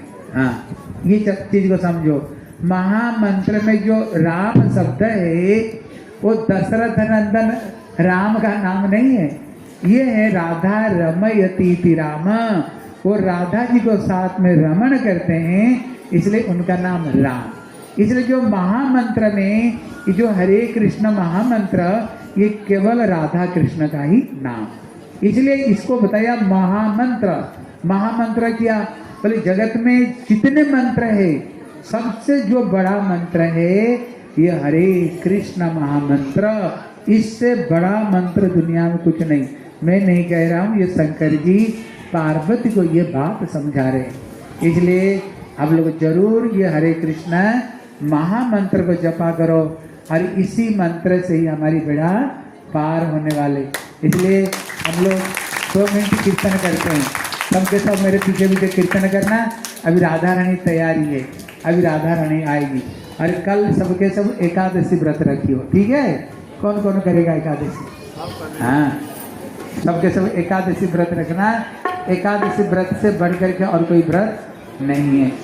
हाँ बोलो, बोले हरे कृष्णा कृष्ण कृष्ण हरे हरे, हरे राम राम राम हरे हरे, हरे कृष्णा कृष्ण कृष्ण हरे हरे, हरे राम राम राम हरे हरे, हरे कृष्ण कृष्ण कृष्ण हरे हरे, हरे राम राम राम हरे हरे, हरे कृष्ण कृष्ण कृष्ण हरे हरे, हरे राम राम राम हरे हरे, हरे कृष्ण कृष्ण कृष्ण हरे हरे, हरे राम राम राम हरे हरे, हरे कृष्ण कृष्ण कृष्ण हरे हरे, बोला हरे राम राम राम हरे हरे, हरि बोल हरि बोल हरि बोल हरि बोल, हरि हरि हरि बोल, हरि हरि हरि बोल, हरि बोल हरि बोल, हरि बोल हरि बोल, हरि हरि हरि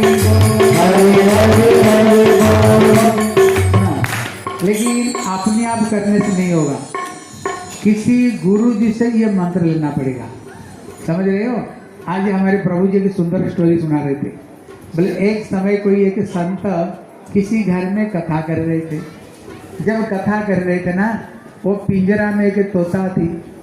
इतने में वो संत बोला, बोले देखो भगवान का नाम लेने से जीव भवसागर से पार हो जाता है। जब इतना बोला ना, वो पिंजरा में एक तोता था। बोले बाबा तो झूठ मूठ की बात कर रहे हो, भगवान का नाम लेने से संसार से पार हो जाता है। बोले तुम्हें तो सही बताया, झूठ किया। बोले देख ये पिंजरा में मैं रहता हूँ, कोई भी आता है सबको मैं राम राम कृष्ण कृष्ण बोलता रहता हूँ। अब ये छोटी सी पिंजरा से ही मेरी मुक्ति नहीं मिली, आज तू कह रहे भव सागर से पार हो जाओगे। है चुप रहो। बाबा तो चुप हो गए। आए आश्रम में, अपना गुरु जी को बोले। गुरु जी बोले चलो मैं तेरे साथ में चलता हूँ। बोले जा तू कथा बोल। फिर जा करके बोले देखो जो व्यक्ति भगवान का नाम लेते हैं ना, वो भव सागर से पार हो जाता है। फिर तोता चिल्ला, बोले बाबा क्यों ये झूठ मूठ का बात कह रहे हो, भगवान का नाम ले से उद्धार हो जाता है। मैं ये साधारण पिंजरा में जो आता है राम राम कृष्ण कृष्ण दिन भर बोलता रहता हूँ, ये छोटा सा पिंजरा से मेरा मुक्ति नहीं हुई, आप कहते भव सागर से मुक्ति हो जाओगी। वहाँ पर गुरु जी थे। बोले देख बेटा, इसलिए तेरी मुक्ति नहीं हुई है, तुमने किसी गुरु जी से नाम नहीं लिया। किससे नहीं लिया? किसी सदगुरु से तुमने भगवान का नाम नहीं लिया, इसलिए मुक्ति नहीं हो रही। इतने में तोता बोले ठीक है, फिर आप मेरे को नाम दे दो। फिर उनको कानों में भगवान का नाम दिया। बोले गुरु जी कुछ उपदेश दो। बोले देखो बेटा तेरे को कुछ नाटक करना पड़ेगा। बोले क्या? बोले ये कथा जब विश्राम हो जाएगा ना, तुम एक बच्चे किसका सब तो गोद में रखो। जब ये कथा विश्राम हो जाएगी तुम एक नाटक करना। बोले क्या नाटक करोगे? बोले तुम मरने का एक बहाना बनाना। जब मरने का बहाना बनाओगे फिर तुमको यहाँ से निकालेंगे, निकाल करके अर्थी में बैठा करके जब राम नाम सत्य करते करते ले जाए ना, फर करके उठ जाना। बोले वाह गुरु जी तो बढ़िया मंत्र दिया। अभी जब कथा विश्राम हो गई, तोता ने क्या किया, उन्होंने बहाना बनाया मरने का।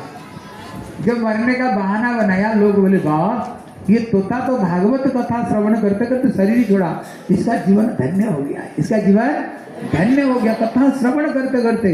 बोले चलो बढ़िया सुंदर फूल की माला पहना करके अर्थी में इसको ले जाएंगे। अंदर से निकाले, जब अंदर से निकाल करके अर्थी में बैठाए, गले में माला पहनाया, और जब राम नाम सत्य करते करते ले जाते थे ना, इतने में तोता ने फर करके उड़ गया। जब फर करके उड़ गया, इतने में गुरु जी कहते हैं क्यों बेटा मुक्ति मिला कि नहीं? बोले हाँ, ये गुरु जी से नाम लेने से ही मुक्ति मिलती है। इसलिए आप रामायण पढ़ करके देखो, गोस्वामी जी कहते हैं बिनु गुरु भवनिधि तरई न कोई, जो बिरिंची शंकर सम होई। कहते ब्रह्मा शंकर जैसे बन जाओ, अगर जीवन में सदगुरु नहीं ग्रहण करोगे ना, ये संसार से तुम पार हो नहीं सकते हो। इसलिए स्वयं राम को भी गुरु करना पड़ा। बताओ राम का गुरु कौन थे? अरे बोला वशिष्ठ जी। भगवान कृष्ण का गुरु कौन थे? शांतिमणि ऋषि, गर्गाचार्य। ये भगवान को गुरु करने का क्या जरूरत था? भगवान जगत को शिक्षा देते हैं किसी सदगुरु से ही ये भगवान की मंत्र लेना पड़ेगा, नहीं तो तुम्हारी संसार से कोई मुक्ति की कोई उपाय नहीं। इसलिए सदगुरु से हमें हरिनाम ले करके हरिनाम करनी चाहिए। इसलिए हमारे एक जीव गोस्वामी एक उदाहरण देते हैं, ध्यान देकर सुनो।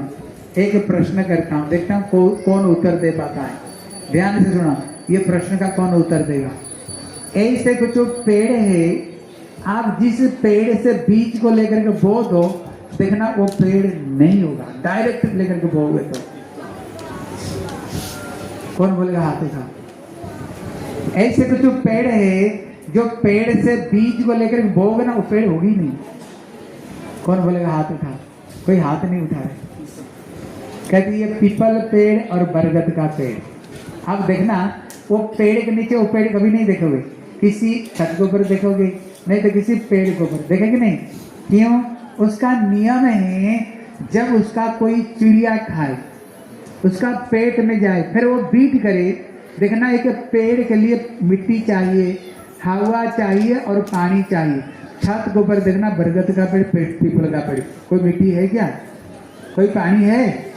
लेकिन वहां पर भी पेड़ हो गया, किसी पेड़ के ऊपर देखो कोई है? क्यों? कहते वो चिड़िया जब उसको खा करके बीट करता है, उसका पेट में इतनी शक्ति है, जहां पर पेड़ नहीं हो वहां पर भी पेड़ कर देता है। मतलब क्या? जब हम किसी शुद्ध साधु से हरि नाम को ग्रहण करेंगे, हम जितने बड़े पापी क्यों नहीं हो। आप लोग सुने होंगे कि वाल्मीकि कहते दस्यु रत्नाकर था, जिसका मुंह से राम राम नहीं निकला और वहां पर मरा मरा करते करते राम राम हो गया, और भगवान आने से पहले रामायण को लिख दिया, आने से पहले उसने रामायण लिख दिया। इतने बड़े ग्रंथ लिखे, किससे नाम लिया था? आज प्रभु से बता रहे थे, वो नारद जी बोले जो राम राम बोलो, उसको मुंह से नहीं निकला। बोले तू बोलता था मारो मारो, बोले हाँ, बोले मरा मरा तो कर सकते हो, बोला इतना तो कर सकते हो, लेकिन इसने नारद से मरा मरा नाम लिया, राम नाम लिख कर पहले वाल्मीकि जैसे हो गया, वाल्मीकि जैसे हो गया। इसलिए नियम है, किसी शुद्ध साधु से ही हरि नाम लेनी चाहिए, ठीक है ना। इसी जगत में देखना कि चोर, वो भी जब चोरी करता है ना, उसका भी कोई गुरु होता है। जो शराब पीता है ना, देखना उसका भी कोई गुरु है। जो सिगरेट फूकता है, देखना उसका भी एक गुरु है। जो स्कूल में जब जाते हो, वैसे पढ़ लेते हो ना, कोई टीचर लेते हो, टीचर के बारे में कोई पढ़ सकते हो। जब साधारण दुनिया में साधारण के लिए आप शिक्षक की जरूरत है, कहते वो ब्रह्म विद्या, वो भगवान को पाने के लिए फिर कोई गुरु जरूरत नहीं, जरूर गुरु की जरूरत है। बोले श्री वृंदावन बिहारी, बोले श्रीमती राधा रानी की। हाँ देखो, हमारे कल परसों तरसों यहाँ यज्ञ होगी ना, यज्ञ होगी। अगर जिनको इच्छा होगी हम भी हरि नाम लेंगे, हरि नाम लेकर के भजन करेंगे, आप लोग अपना नाम को लिखवा देना, ठीक है। नाम लिख देंगे तो लास्ट दिन यज्ञ होगा, यज्ञ में आना और यज्ञ में आकर के सबके सब माला लेकर के भगवान की भक्ति करना। बोले राधा, बोले राधा। हाँ अभी सुना राधा रानी कैसी जन्म ले रही, बोलो। हरे कृष्ण। ओम ज्ञानतिमिरान्धस्य ज्ञानाञ्जनशलाकया चक्षुरुन्मिलितं येन तस्मै श्रीगुरवे नमः। श्रीकृष्ण चैतन्य प्रभु नित्यानंद श्री अद्वैत गदाधर शिवसदि गौर भक्त वृंद। बोला हरे कृष्ण कृष्ण कृष्ण हरे हरे, हरे राम राम राम। एक बार दोनों हाथ उठा कर जोर से बोला हरे कृष्ण कृष्ण कृष्ण हरे हरे, हरे राम। सर्वप्रथम गुरुपाद पद्म ओम विष्णुपाद अष्टोदय श्री भक्ति वेदांत सिद्धर गोस्वामी गुरु महाराज चरण कमल साष्टांग प्रणाम करके उनके हेतु कृपावान से प्रार्थना करता हूँ। तत्पश्चात दोनों परम गुरुदेव नित्य लीला प्रविष्ट ओम विष्णुपाद अष्टोदय श्री भक्ति वेदांत नारायण गोस्वामी ठाकुर नित्य लीला प्रविष्ट ओम विष्णुपाद अष्टोदय श्री भक्ति श्री सिद्धांत गोस्वामी ठाकुर चरण कमल में साष्टांग प्रणाम करके उनके हेतु कृपावान से प्रार्थना करता हूँ। समस्त रूपाणु गौड़िया आचार्य गुरु परंपरा चरण साष्टांग दंडक प्रणाम। उपस्थित पूज्यपाद कृष्णदास प्रभु समेत समस्त वैष्णवी सबके चरण में दंडक प्रणाम स्वीकार। अभी श्रीमती राधा रानी आने वाले हैं। कृष्ण कथा में कृष्ण रस में डूब करके हम लोग यहाँ पर नंद उत्सव मनाए, और नंद उत्सव के बाद पूतना आए तो पूतना सजदज करके आई थी, निकली राक्षसी। इसको देख करके ब्रज में अभी सब के सब बड़े दुखी हो गए हैं। सब लोग सोच रहे हैं कि भैया पूतना आई थी सच करके निकली तो राक्षसी, अभी एक काम करो सारे बच्चे को घर के अंदर ही रखो। सब लोग बच्चे को घर के अंदर ही रखते हैं। इसी प्रकार जब नारद जी ब्रज में घूमते फिरते हुए नारद जी जब ब्रज में आए हैं, नारद जी कृष्ण के दर्शन किए हैं, सखाओं के दर्शन किए, सखियों का भी दर्शन किए। मन ही मन सोच रहे हैं, अरे कृष्ण तो जगत में अकेले नहीं आते, कृष्ण निश्चित रूप में उनके शक्ति स्वयं राधा रानी आए ही होंगे, लेकिन कहीं दिखाई नहीं दे रहे हैं। एक समय की घटना है, राधा रानी किसके घर थे? तो कहते हैं एक समय की घटना है, विश्वानु महाराज इनके घर में सिद्धांत तैयार थे, एक संतान था, एक पुत्र था, लेकिन इनके घर में कोई पुत्री नहीं थी। इसलिए यहाँ पर बड़े मन में बड़े दुखी हो रहे हैं। विश्वानु महाराज गिरिजा सुंदरी घर में बेटी हो बेटी हो। एक दिन यमुना में स्नान करने के लिए गए और प्रातः काल में जैसे ही डुबकी लगा करके उठे तो उन्होंने अद्भुत एक रूप को देखा, अद्भुत एक आश्चर्य चीज को देखा। एक सततला कमल के ऊपर बड़े सुंदर एक किशोरी तप्त कांचन गौरांगी, जिसका अंग बड़े सुंदर सोने के उत्तप्त हुए अद्भुत उम्र सुंदर, और वहां पर मानो ऐसे प्रकाशित हो रहे थे। सारे भ्रमर लोग वहां पर आ करके उसका चरण के आस्वादन कर रहे थे और उन्होंने देख करके विचार किया, अरे इस जंगल में, इस नदी में कौन कन्या को छोड़ के चला गया। आगे पीछे देखे, विचार करने लगे, हो सकता है भगवान की कृपा है, घर में पुत्री नहीं थी तो पुत्री आ गई। अब बेटी को ला करके गिरिजा सुंदरी को दे दिया और गिरिजा को बोल दिया, बोले खबरदार बाहर मत निकालना, घर के अंदर ही रखना। ब्रज में कंस के भेजे हुए बहुत सारे राक्षसी ब्रज में आकर के उपद्रव मचाए। जब नारद जी राधा रानी को ढूंढते ढूंढते रावण में आए हैं, विश्वानु महाराज के घर पे आए हैं, विश्वानु महाराज जी को नारद जी पूछने लगे, बोले बाबा आपके घर में कोई लाली जाई है? बाबा तो कहने लगे, हमारे घर में श्रीराम है, लाला है। बोले लाला की बात छोड़ो, कोई लाली है? तब तो नारद जी को क्या छुपाना, अब नारद जी को छुपा नहीं पाए और इतने में नारद जी को बोल दिए, बोले घर में एक लाली है, बोले ले आओ जल्दी करके। जैसे ही विश्वानु महाराज गिरिजा सुंदरी राधा रानी को लेकर के आए हैं, प्रत्यक्ष राधा रानी को दर्शन करके नारद जी तो सब जानते हैं, सब पहचानते हैं, गदगद हो गए, प्रेमास्त्र बहने लगा। नारद जी कहने लगे, बोले बाबा गोद में दे दो और थोड़ा अक्षत फूल दुर्वा चावल लेकर के आओ, राधा रानी को ये लाली को आशीर्वाद थोड़ा देनी चाहिए।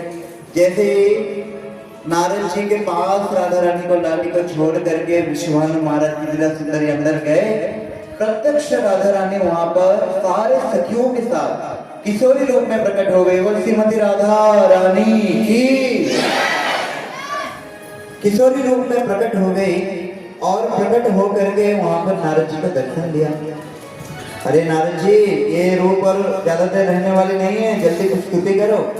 तब नारद जी ने अद्भुत सुंदर रूप में स्तुति करते हैं। ये जो स्तुति का नाम है स्तवराज।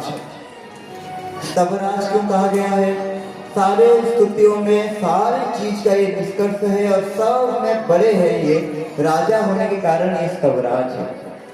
ये ऐसी स्तुति है, इसको अगर ब्रज के रसिक जन कहते हैं, राधा कुंड के आश्रय लेते हुए राधा कुंड के तट पे या जल पे इस स्तवराज को अगर कोई प्रेम पूर्वक प्रत्येक दिन पाठ करते हैं तो निश्चित रूप में राधा रानी का कृपा मिलता है। तो आइए एक दो श्लोक हम भी पाठ करते हैं। मुनीन्द्र वेंद्रवंदिते त्रिलोक शोकहारिणे प्रसन्न भक्तमंगले निकुंज भूविलासिनी प्रजेन्द्रभानुनन्दिनी गजेन्द्र शोभसमन्वते मदाधरीश श्रीरमा कृपाकटाक्षपाल अशोकवीशवल्लभे विकारमण्डपस्थिते प्रभालभाजपल्लभ प्रभानुरात्रिकोमले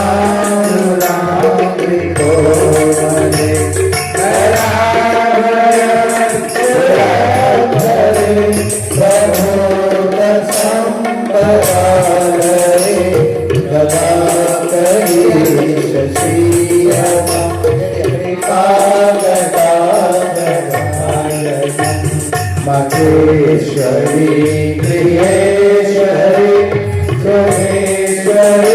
सुरेश्वरी त्रिवेद भारतीश्वरी ब्रह्मांड सारणेश्वरी रवेश्वरी शनेश्वरी प्रमोद कारणेश्वरी ब्रह्मेश्वरी प्रजापति शिवाधिके नमोस्तुते कृतिमाद्भुतस्तव निशाम्यभानुनन्दिने करोतु सन्ततं जनः कृपाकटाक्षभाजनं भवेत्तदेव सञ्चितं त्रियोगकर्मनाशनं भवेत्तदा मण्डलावेशनं ददातरि शशिरमा कृपाकटाक्षभाजनं रानी की जय। बोलो और वृंदावन यार लाल की बैठ जा।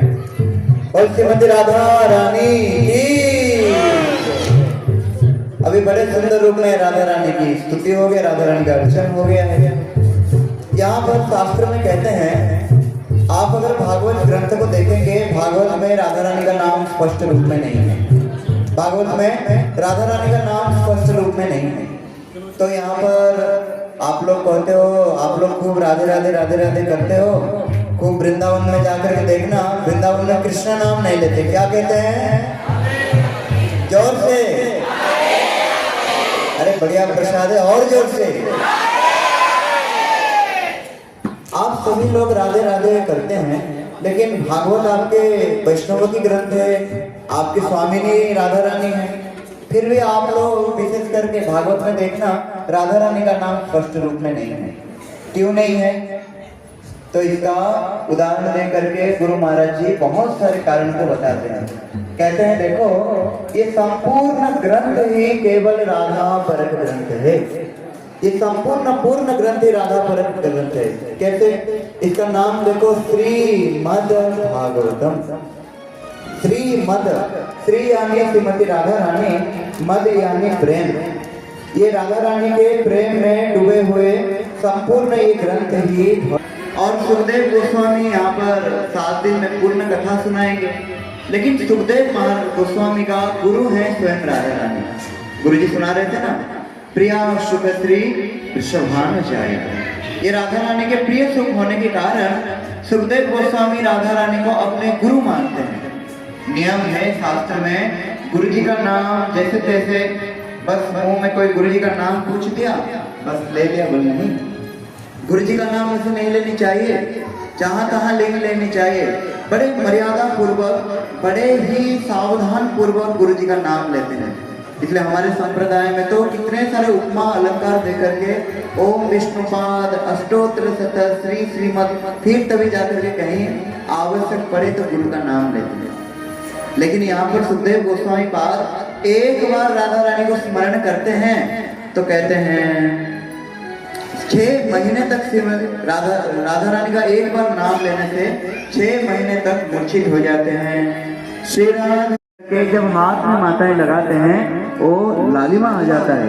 उसी प्रकार इस ग्रंथ में तो कृष्ण कृष्ण दिखाई दे रहे हैं, लेकिन भैया इस ग्रंथ में अंदर अगर जाकर के देखेंगे, रसिक जनों के अगर संग करेंगे और विशेष करके ये गौड़ीय भक्तों की अगर संग करेंगे तो भैया इसके अंदर राधा रानी के अलावा कुछ दिखाई नहीं देगा। इसलिए शास्त्र में कह रहे हैं, जथा प्रियंगपत्रेषु आरण्य गुणमिष्यते तथा भागवतम शास्त्रे राधिका तत्त्वमीदृशम्। यथा प्रियंगपत्रेषु, प्रियंगपत्र यानी मेहंदी का पत्ते। तीसरे कारण यहाँ पर बता रहे हैं, जैसे एक कुआं है और एक नदी है। आप लोग बताओ, नदी का पानी पशु पक्षी कीट पतंग सब लोग नदी का पानी आस्वादन कर सकते हैं। मनुष्य बड़े ही सहज रूप में नदी का पानी को आस्वादन कर सकती है ना, कर सकते हैं। मनुष्य कहीं जाकर के गोता लगा दिया, कहीं भी स्नान कर दिया, कहीं से भी बाल्टी भर करके ले आए, कहीं से भी मटकी भर के ले आए। नदी का पानी सबके लिए सुलभ है, लेकिन कुएं का पानी आप विचार करके देखेंगे, कुएं का पानी सबके लिए सुलभ नहीं है।